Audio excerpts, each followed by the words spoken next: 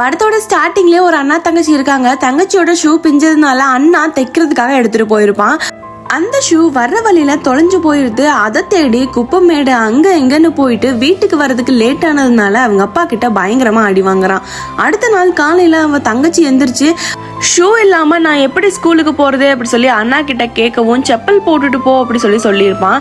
But அது allowed இல்லைன்னு சொன்னதும் சரி மதியம் தானே நான் ஸ்கூல் போறேன், காலையில நீ என் ஷூவை போட்டுட்டு போ அப்படி சொல்றாங்க.